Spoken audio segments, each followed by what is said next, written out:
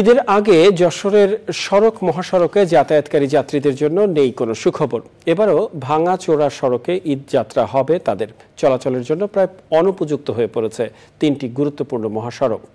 যশোর খুলনা মহাসড়কের মাঝে তৈরি হয়েছে বড় বড় ঢিবি। যশোর থেকে জানাচ্ছেন আকরামুজ্জামান। এই ঈদে জামা জুতো অ্যাকসেসরিজের ডিসকাউন্ট।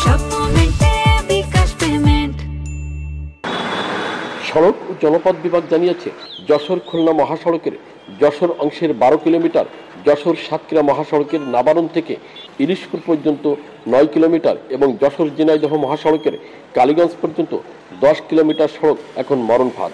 এই তিনটি মহাসড়কে হচ্ছে যশোরের সাথে রাজধানী সহ আশপাশের জেলার যোগাযোগ মাধ্যম। মহাসড়ক তিনটিতে ইট, বালি, খোয়া ও পিচ উঠে বড় বড় খানাখন্দ সৃষ্টি হয়েছে। যশোর খুলনা মহাসড়কের যশোর অংশের চাষড়া থেকে রাজঘাট পর্যন্ত অন্তত 10টি স্পটে আছে বড় বড় গর্ত।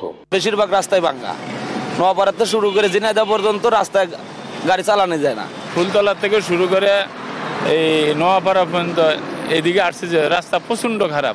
100 গাড়ির মধ্যে 80টা গাড়ি দাঁড় করাবেন, কেউ পাতি ভাঙছে, কেউ টায়ার পাংচার হয়েছে।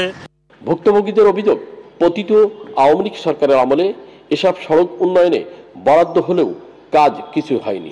যে টাকা কিনছে, ধরেন যে টাকা দেয়, এই টাকা হলে পিজি আপনার হয়ে যেত, মিশে এটা দিছে, হুদে মিশে এটা বড় বড় গর্ত আর সারা রাস্তায় আপনার পিচের পরে ইট দেওয়া, এটা কি রাস্তা?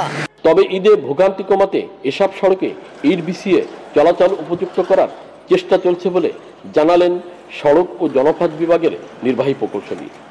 যশোর বেনাপুর রাস্তার দুইটা অংশ আমাদের খারাপ হচ্ছে, লাউজানি এবং পোলেরহাট। আমরা লাউজানিতে অলরেডি কাজ শুরু করে দিয়েছি, আর পোলেরহাটে আমরা ঈদের পরে কাজ করব, কিন্তু এর মধ্যে ঈদ যাত্রা নির্বিঘ্ন করার জন্য আমরা লেভেলিং ড্রেসিং করে বেশ স্মুথ করে রাখছি। শীঘ্রই গুরুত্বপূর্ণ এই 3 সড়ক সংস্কার না করলে দক্ষিণের সড়ক যোগাযোগ হুমকির মুখে পড়বে বলে জানান সংশ্লিষ্টরা। যশোর থেকে আকরামুজ্জামান, চ্যানেল আই।